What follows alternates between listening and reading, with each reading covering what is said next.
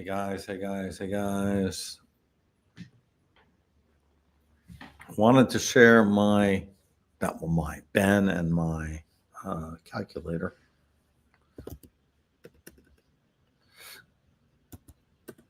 Let's see if this is working. Yeah, okay, good. Okay, so I want to show you how this works. It's very cool. First of all, you go to this Bitcoin 1 million site, right? You kind of land here by default. And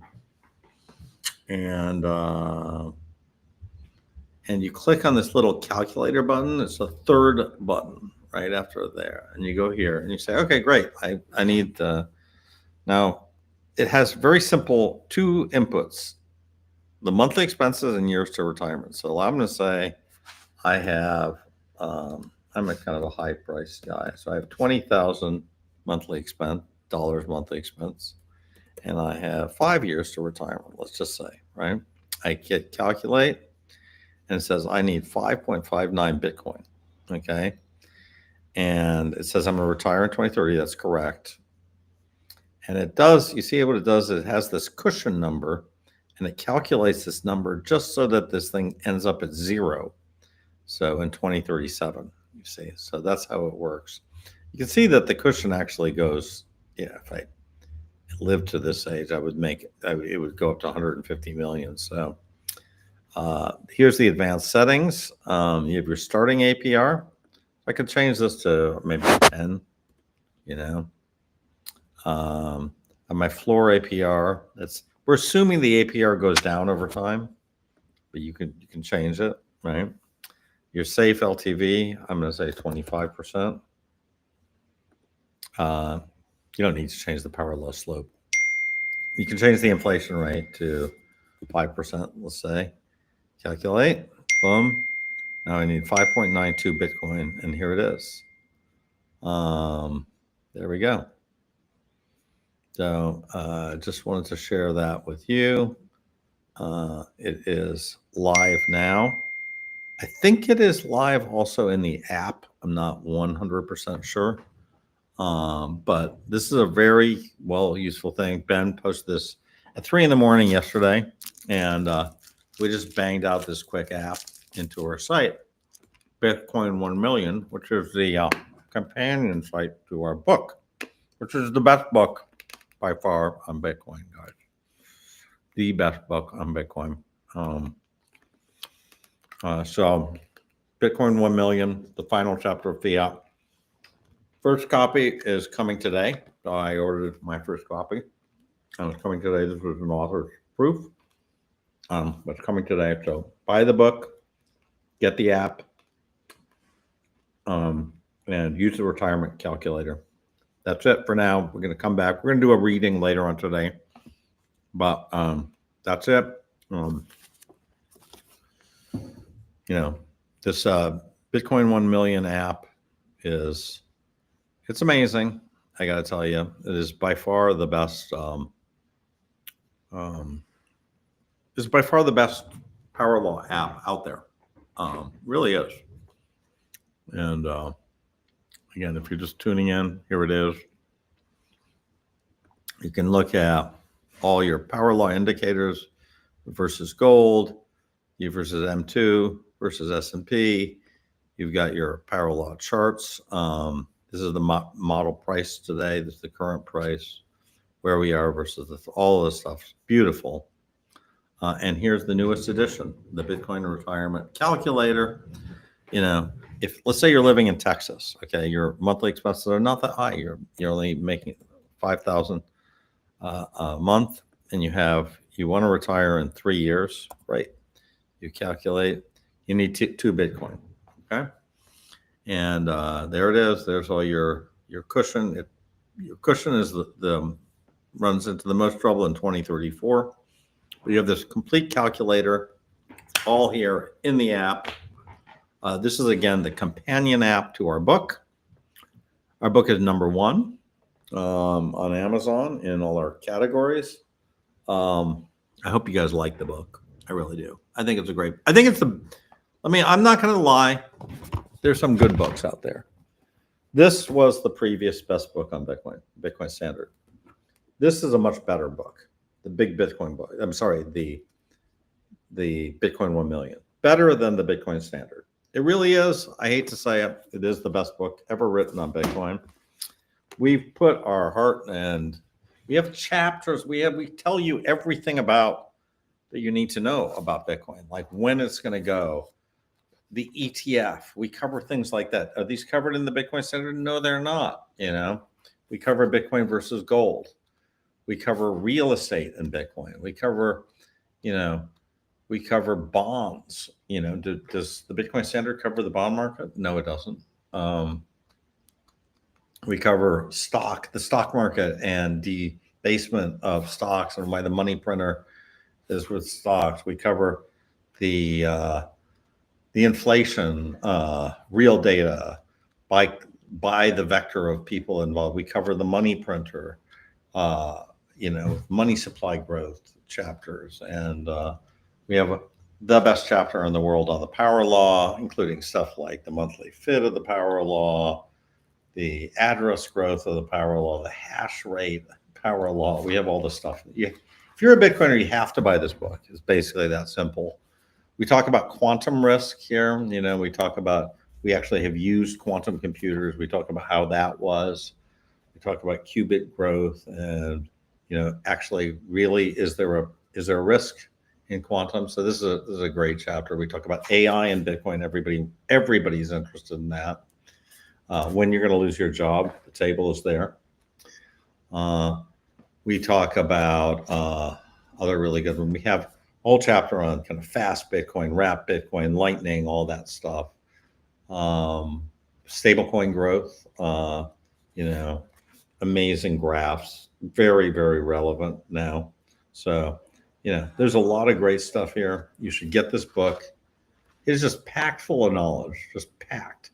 And probably the best thing, I think, for most serious Bitcoiners, you have chapter 17, which is the psychology of hodling, which is really important. Like, how do you actually manage all these? The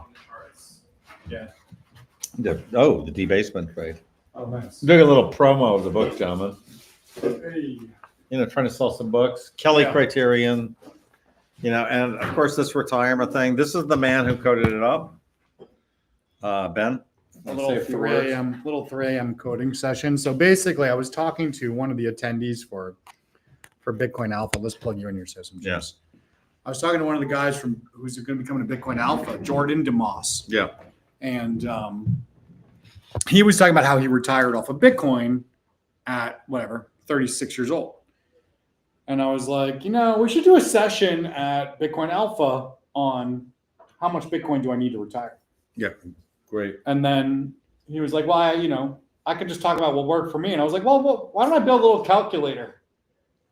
And so there I was building this calculator. Honestly, it took you half an hour today to actually to code it up, but to figure it all out last night, it took me probably 2 hours. Yeah. So I had to figure out the first question was does the age matter? I was thinking, well, if you're 30, you need a different amount of Bitcoin. But then, kind of what we identified was, well, you really need to know how many years to retirement, not your age. Some people might want to retire at 20 years old. Some people might want to retire at 30 years old.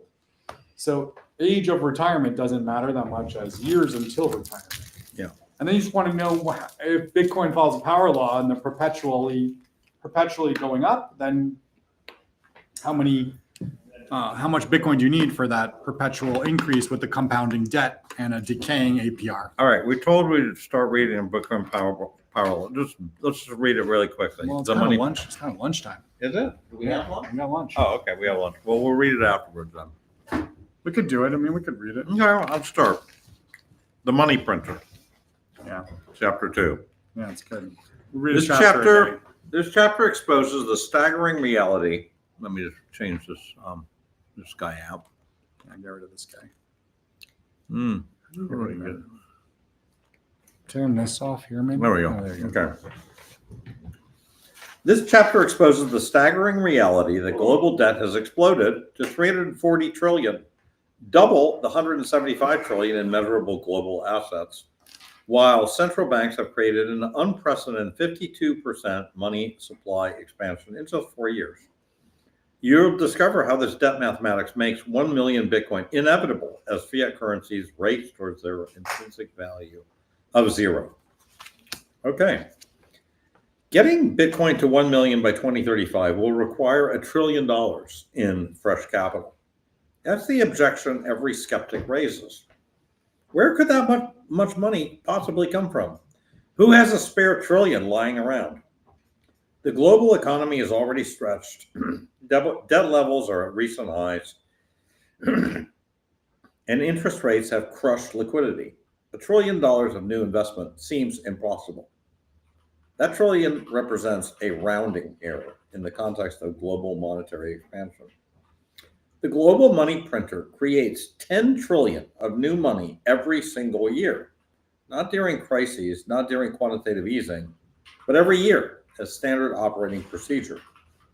The world's money printing, the world's money supply, all 150 trillion of it, grows at 7% annually, doubling every decade. This has been true for 50 years, through every administration, every crisis, every market cycle. The money printer never stops. For Bitcoin to capture 1 trillion from the fiat system requires three elements. The means, the motive, and the opportunity. The means, that 10 trillion in annual money creation. Bitcoin only needs to capture 10% of 1 year's new money to reach our target. Given that this money printing will continue for the next decade, there's 100 trillion of money, M2, being created between now and 2035. Bitcoin just needs 1% of that. Yeah. The motive? Every freshly printed dollar, euro, and yen loses value the minute it has been created. 7% annual growth rate guarantees purchasing power destruction. Anyone holding this new money watches it melt like ice in the sun. They need somewhere to park it that won't be diluted, and Bitcoin offers them absolute scarcity. The opportunity? Bitcoin is now accessible through ETFs, corporate treasuries, and even government reserves. The infrastructure is built, the regulatory framework exists, and the institutional on-ramps are wide open. For the first time in history, that 10 trillion annual flow can actually reach Bitcoin. These dynamics make $1 million Bitcoin by 2035 a mathematical progression rather than a speculation. The money printer provides everything Bitcoin needs: a massive pool of capital seeking preservation, guaranteed annual dilution, creating demand for hard assets, and institutional infrastructure enabling the capital rotation. The $1 trillion isn't coming from somewhere else. It's being created right now, as you read this, at a rate of $317 per second. The global money system is a three-tier pyramid that few understand, but everyone lives within. At the base of this pyramid, here's the pyramid. It's really more of a stack. It's kind of a pyramid. At the base of this pyramid sits base money, the raw monetary fuel created by central banks. In the US, this is the Federal Reserve's balance sheet, physical cash plus bank reserves. Think of it as the purest form of money, the stuff from which all other money derives.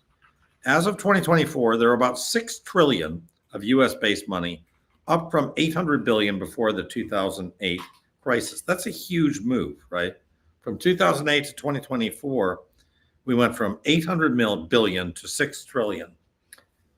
So, and by the way, that's something that Matthew Maziskis brings up a lot. He says base money is growing at more like 12 to 13% versus M2, which is growing at 6% in the US.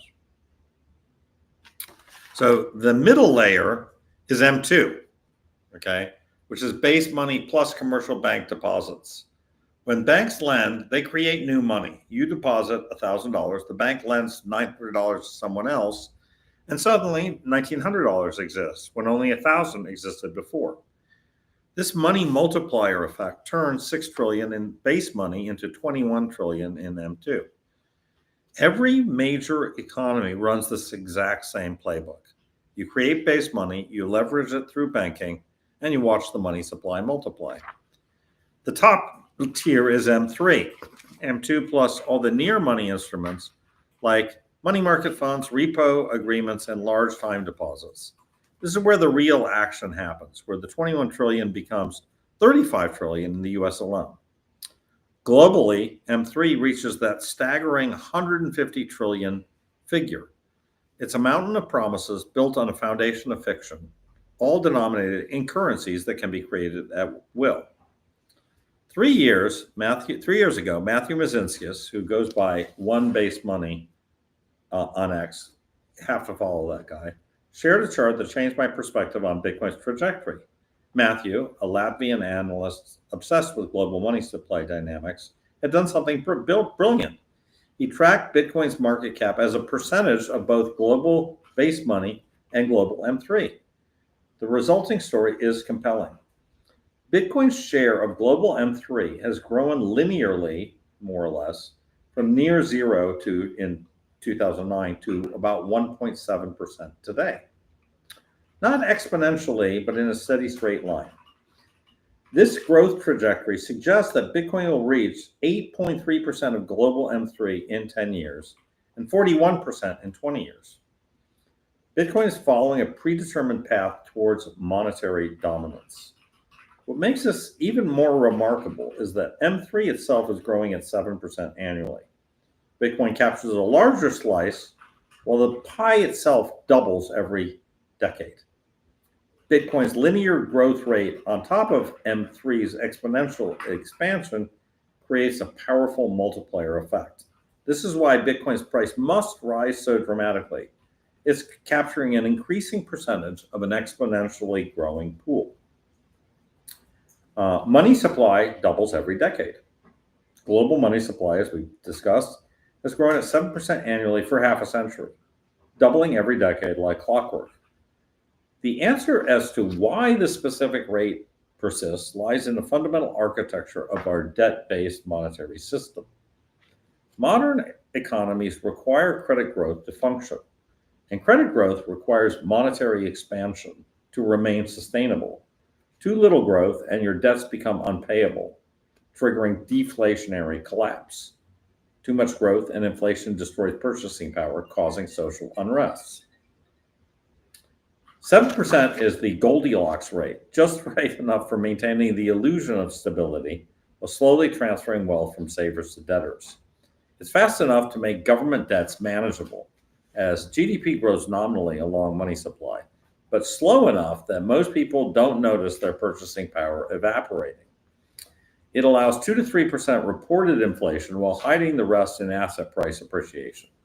7% has become so embedded in the system that deviation in either direction causes immediate crises. This creates Bitcoin's opportunity. While central banks are locked into their 7% expansion trajectory, Bitcoin offers the opposite, 0% expansion forever. Every year that passes, the contrast becomes even more stark. Fiat supply doubles, Bitcoin supply remains unchanged. Fiat purchasing power halves, Bitcoin purchasing power doubles.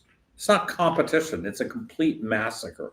The only question is how quickly people recognize what's happening. Now, I want you to look at this graph here, which is very good. This is a graph showing Bitcoin's US money supply growth, M2. And you'll notice that this thing was almost 100% R squared, like 99.8% R squared until COVID, right? And so we were just completely tracking, just a very smooth line. And then they're just increasing the money supply like clockwork. And then they just started jacking it up. And then they tightened, okay, again.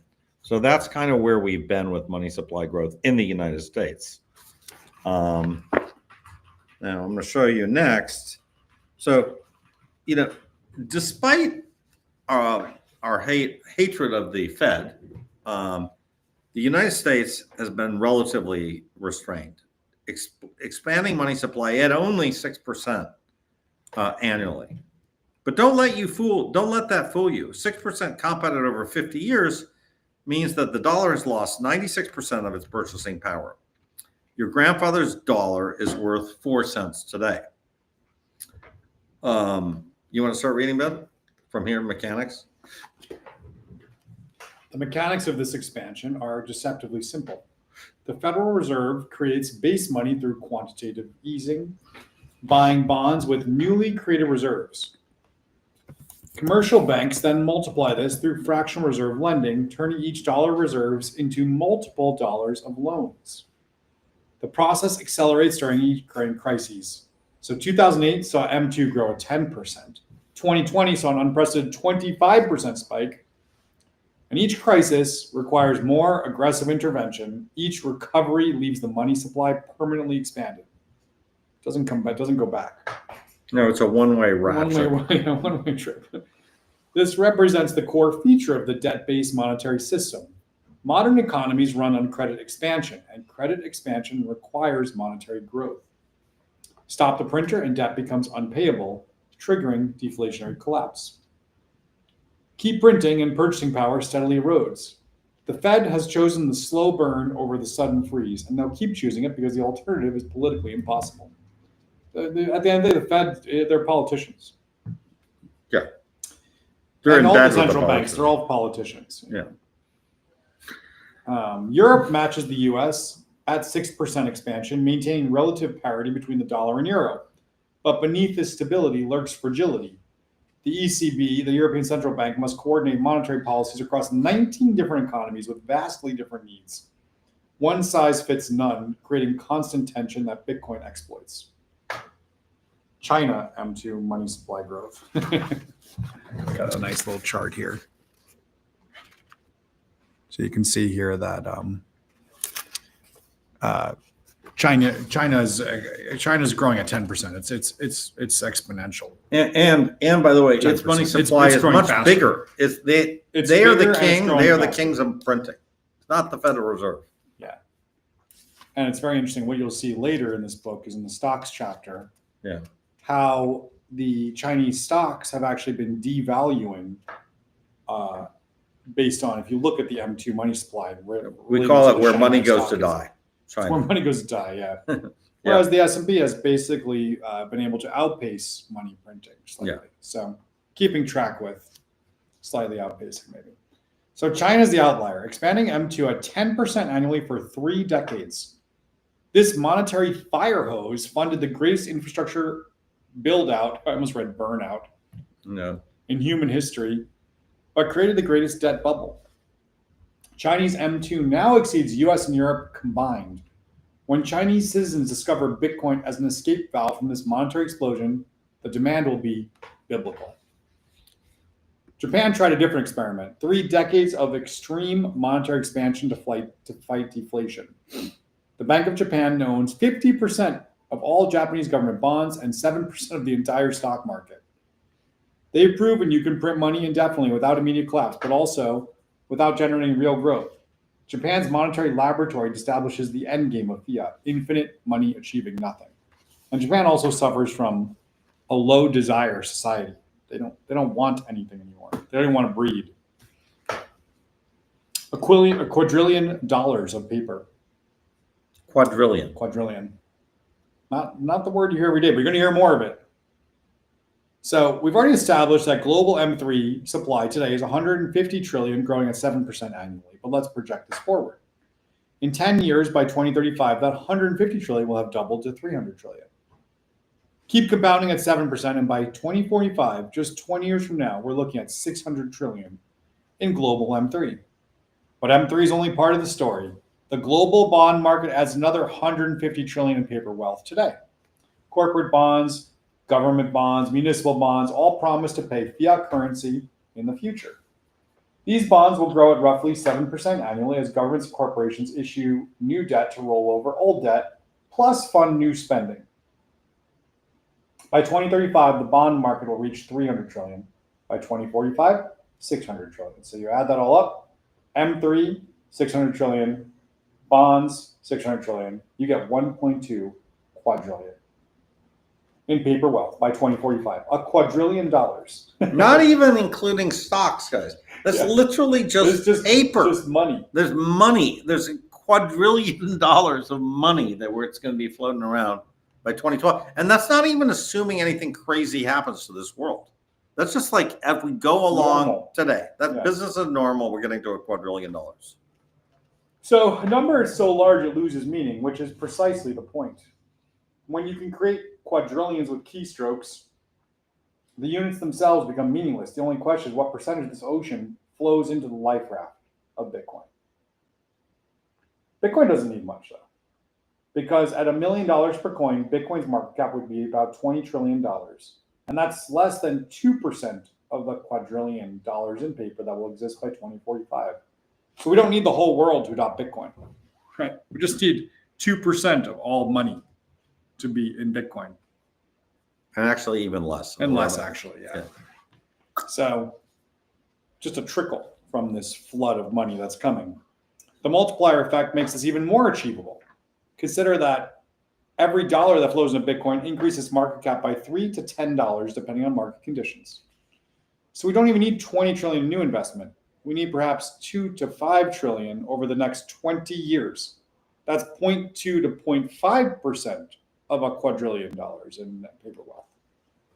So when you understand these numbers, $1 million Bitcoin stops being speculation and becomes arithmetic. The $1 quadrillion is coming. The only question is what percentage ends up in Bitcoin. History suggests that percentage will be small, but growing. And even 1% gives us $10 million Bitcoin. The math is inescapable.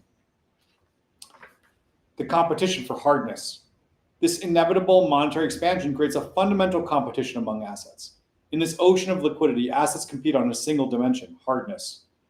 Which asset resists supply dilution? Which maintains purchasing power as fiat currencies race to zero? For decades, the answer was real estate and stocks, not because they're inherently scarce, but because they're less printable than fiat. But less printable remains fundamentally different than unprintable. New houses get built, new shares get issued, new bonds get created, and every asset except Bitcoin has an elastic supply. That, to some degree, expands with demand. So even gold, the historical champion of hardness, increased its supply by 1.5% annually through mining. And only Bitcoin offers absolute true scarcity, immutable and verifiable. So the hardness gap explains Bitcoin's violent upward trajectory. Money flows from softer to harder assets like water flowing downhill. And the greater the hardness differential, the faster the flow.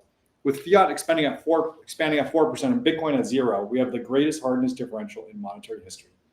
The resulting flow of value from fiat to Bitcoin follows predictable physical laws. This is so compelling. I mean, how can people not get excited about Bitcoin after reading this book? It's insane. The corporate treasury awakening.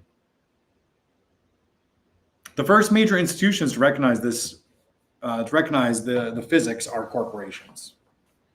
They're beginning to understand this dynamic. They sit on $7 trillion in cash globally, and watching it depreciate 4% annually, that represents $280 billion in purchasing power destroyed annually, equivalent to a slow motion bank run on corporate treasuries. MicroStrategy was first to recognize the solution. Convert depreciating fiat to appreciating Bitcoin.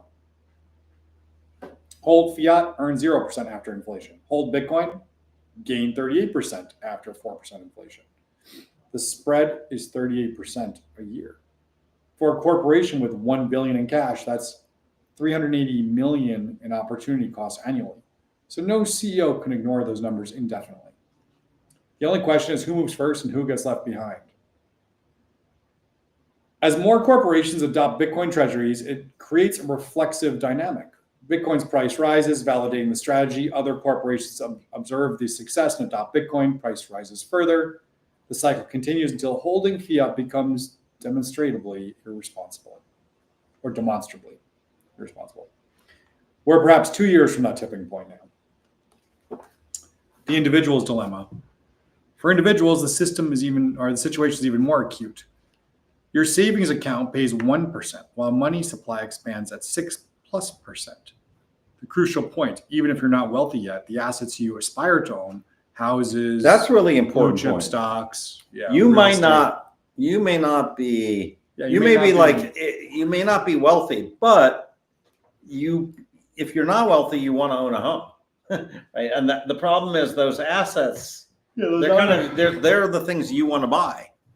and you have to add those in your inflation numbers, right? And they're not going up at 3%.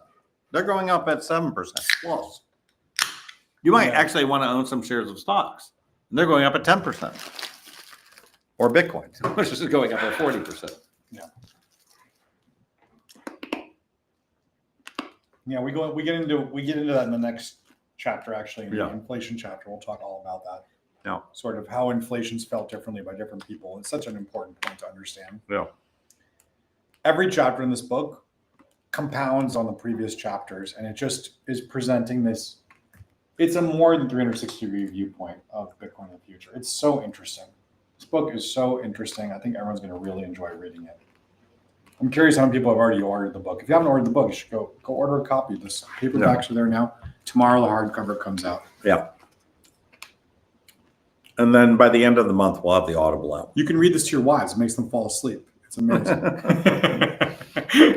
My wife's been falling asleep. Your 2-year-old, she's been coloring it. Yeah. She's been coloring it, and when she sees the book, she goes, Dada book. Dada book. Yeah, it's funny. So, anyways, individual. Back to individuals here. You know, they're trying to buy real estate. We're trying to buy things that are inflating at 7% for affluent people. So you're guaranteed to lose at least 5% on cash holding, but the real loss is greater when you measure it against the appreciating assets you'll need to build wealth. The stock market might keep pace with monetary expansion, but that's just running to stand still. Only Bitcoin offers the possibility of actually getting ahead. The goal of wealth preservation against monetary debasement. The goal is wealth preservation against monetary debasement, not quick riches. So every year that you hold fiat, you transfer purchasing power to those who print it. And every year you hold Bitcoin, you capture purchasing power from those still holding fiat. It's a wealth transfer of historic proportions happening in plain sight, following statistical laws that anyone can verify. The tragedy is that those who need Bitcoin most, workers living paycheck to paycheck, are the last ones to learn about it. And by the time Bitcoin becomes obvious to everyone, the greatest gains will have been captured. The wealth transfer from fiat to Bitcoin holders will be complete, and the new monetary hierarchy will be set. Things are always so obvious in hindsight. Hindsight vision is 2020. Exactly. That's another way of looking at this section. The multiplier effect. Most analysts miss this reality. Bitcoin doesn't need 20 trillion to reach 20 trillion market cap, like we were saying earlier. The relationship between capital inflows and market cap increases follows a multiplier effect that makes $1 million achievable with just a fraction of M3. So the multiplier works not because all Bitcoin is for sale. This section is called the multiplier effect. I don't know if I read that, but yeah. You didn't, but it was referenced before. Hey, what's up?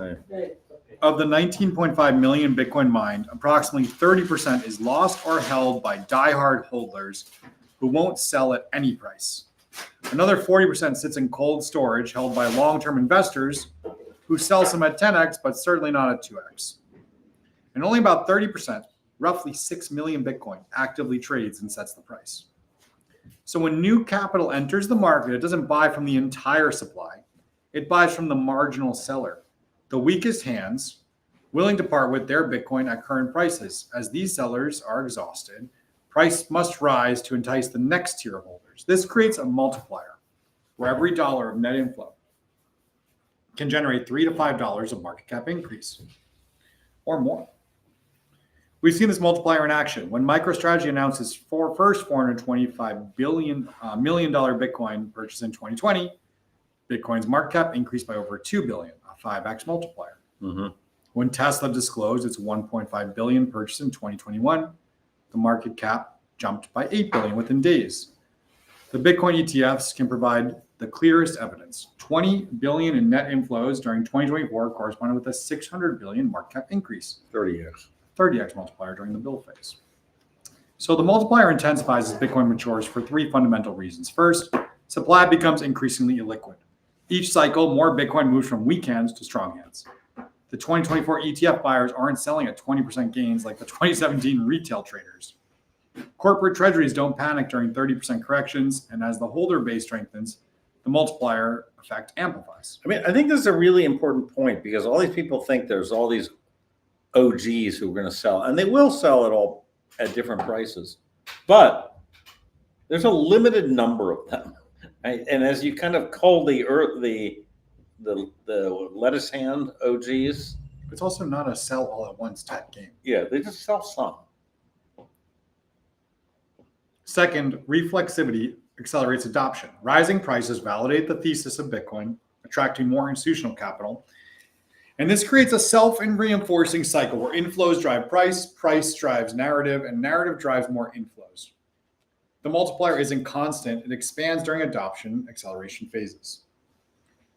Third, derivatives reduce spot supply. So options, futures, and other derivatives will allow exposure without holding actual Bitcoin. But while paper Bitcoin can suppress price short term, it ultimately reduces the spot supply available for sale. So it increases the multiplier on genuine capital inflows.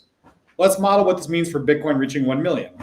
At that price, Bitcoin's market cap would be approximately $20 trillion. Using conservative multiplier estimates, a bear market scenario with 3x multiplier would require 6.7 trillion in net inflows, while normal market conditions with a 5x multiplier would need 4 trillion. In bull market with a 10x multiplier, not even 30 that we've seen before, only 2 trillion would be necessary. And during adoption acceleration phases with a 20x multiplier, just 1 trillion would drive Bitcoin to $1 million. This is so compelling. So, And by the way, we had 100 trillion in the last year. Yeah. Like, are we going to get 100 billion? Are we going to 100 get? billion, yeah. Are we going to get 10 times that over the next decade? We're going to get more, a lot more than 10 times what we had for the last year. It's not like this is not going to stop and continue at the same pace. It's very simple. Like, you just think through what just happened over the last 12 months. Just think through. Yeah, now consider the available liquidity. Global M3 money supply is 150 trillion today, growing to 300 trillion by 2035. Even if just 1% of global M3 flows into Bitcoin, 3 trillion, the multiplier effect would drive Bitcoin well past 1 million. We don't need 10 or 20% of global wealth. We need a rounding error. The math becomes even more compelling when you consider specific pools of capital. Global pension funds, 50 trillion, meaning just a 2% allocation would provide that 1 trillion. Corporate cash reserves, 7 trillion. Well, 15% would do it. High net worth individuals, 100 trillion. That's only 1%. Central banks, 12 trillion, 10%. So any single pool can provide the necessary inflows on their own with a small High net worth percentage. individuals seems that's my number one. Who announced their strategic priority? Liechtenstein or wasn't that? Did you see that? No. Yeah, I think it was Liechtenstein. Does anyone know? I swear it was Liechtenstein. Some European country was like, "Yeah, we're going to be the first European country to announce we're going to acquire a strategic reserve." Oh, really? Liechtenstein, huh? It's almost not a country. It's more like Monaco, right? It's like one of these city states type things. I don't know. Let me see where it was. Hold on. I just got a funny message from Marshall Long. Marshall Long. Okay. Yeah, OG Bitcoin. Let's just see here. Was it Liechtenstein? Watcher Guru. First, they said, well, Deutsche Bank said central banks may hold significant amounts of Bitcoin and gold by 2030. Okay. Hilarious. I buy it. They will. I mean, it's pretty much what we're saying in this book. State Street said something about increasing. A Luxembourg sovereign wealth fund, Luxembourg, Okay. Luxembourg. allocates 1% to spot Bitcoin ETFs. Luxembourg is the first. There you go. I mean, they're not doing it to try to like advertise their country. No. They're looking at the writing on the wall. And they see where things are going. No one trusts the dollar anymore. It's something we didn't exactly, well, we kind of cover that in governments. So that's in a later chapter. We have a chapter called governments that deals with it. But anyways, digressing here. So look, the ETFs alone are on track to accumulate $100 billion annually. Let's just say that continues flat. There you go. That's your $1 trillion. Without anybody else coming in, right? With nothing else happening. So right. This multiplier effect in general also explains Bitcoin's violent volatility. So just as inflows create outsized gains, outflows create outsized losses. A $1 billion sell from whale can crash the market by 5 to 10 billion. And this volatility is asymmetric. The long-term trend is up because, new money keeps entering while their supply remains fixed. So we don't need the entire world to adopt Bitcoin. We don't need to replace all money. We just need 1 to 2 trillion in net inflows over the next decade, and that's less than 1% of global M3, and the multiplier handles the rest. Bitcoin versus M2. Now, Bitcoin's power trend versus M2 of 94.8%, reveals something extraordinary. Bitcoin dramatically outruns money supply growth rather than merely keeping pace. So while global money supply expands at 7% annually, Bitcoin compounds at 42% per year. No other major asset class comes even close to matching this performance. And this outperformance makes Bitcoin the apex predator of the monetary ecosystem. Let's look at the chart.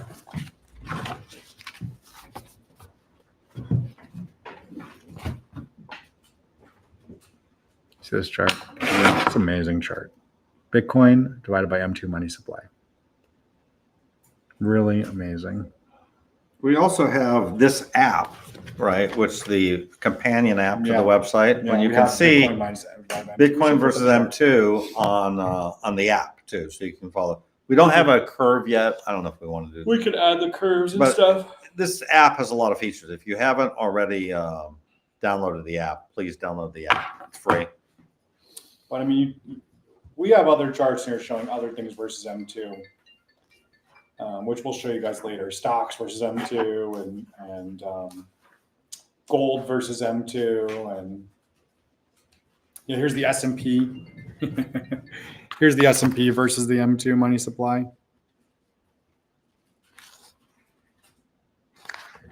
Anyways, all these charts, you got to look at them all side by side. It's really amazing to see. Here's the China one. See how it's completely crazy.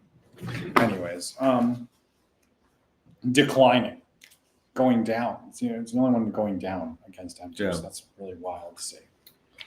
All right, we're almost finished with that. So, anyways, real estate barely keeps pace with M2. Gold falls behind M2. Stocks, well, you need a perfect selection to match monetary expansion. But Bitcoin doesn't just match it, it multiplies it. The power law correlation with US M2 or even global M3 remains nearly identical to correlation with the dollar itself. So this consistency across all monetary measures proves Bitcoin operates on a completely different plane. The sea of money is vast, 150 trillion and growing at 7% annually, but Bitcoin's rising faster, capturing an even larger share of global monetary value. So this relationship demonstrates causation. Bitcoin is the apex predator in a world of monetary prey. We maybe should have called this book The Apex Predator of Money. Yeah, that's okay. Where money goes. It says it on the back. Where money goes. This 7% annual monetary expansion, doubling every decade from the US to China, raises an obvious question. If money supply grows at 7%, why don't consumer prices rise at 7%? Why does the middle class experience only 3 to 4% inflation while central banks are printing money at nearly twice that rate? And the answer to this lies or reveals in the hidden architecture of monetary inflation. Math. CPI equals MSG minus PG minus PRG. So what the hell does this mean? It means the consumer price inflation is equal to the monetary supply growth minus the population growth minus the productivity growth. It's a math equation that I put in the book. First dose of math, I think. Well, we have the power law. Power law math, that's a little bit. But basically, if you look at the consumer price, the CPI, right?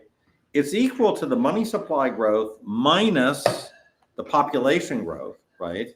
Minus the productivity growth. That's a good way to think about it, right? So if you have... Is this Kruger math, or where'd you get this math from? Carlos-Solly math, actually. Really? It actually is a Carlos-Solly math. But basically, if you think about it this way, if the money supply is growing at 6%, right? And population is growing at 1%. Now, population is growing essentially 0 because they closed the borders. But you go 6 minus 1, that's 5, right? Now you have productivity growth. Well, that's about 2, and then you get to 3. That's how you That get makes it. sense. Yeah. Yeah. Oh, sorry. Thank you. But you have this to take into this is one of the chapters Fred wrote. Yeah. We split the book up to Yeah. each right chapter. But that's how you have to think about, inflation. You have to think about productivity, population growth, inflation, and money supply. Those all 4 are kind of in that And so technology is deflationary. AI automation, global supply chains, they're going to relentlessly drive down production costs. Population growth creates new workers and consumers who absorb monetary expansion through increased economic activity. So these forces partially offset the money printing, creating the illusion that inflation is under control. But here's the critical insight. While consumer goods benefit from productivity improvements and population dilution, assets do not. Stocks, bonds, real estate, gold, these aren't consumed, they're held. They don't get cheaper to produce through technology. They don't multiply with population growth. They simply absorb the full 7% monetary expansion year after year. So that explains the great divergence of our era. Workers buying groceries and gas experience 33 to 4% inflation and wonder why they can't get ahead. Meanwhile, asset owners ride the full 7% wave of monetary expansion, seeing their wealth compound far faster than wages can ever grow. The money printer doesn't affect everyone equally. It enriches asset holders while slowly impoverishing wage earners.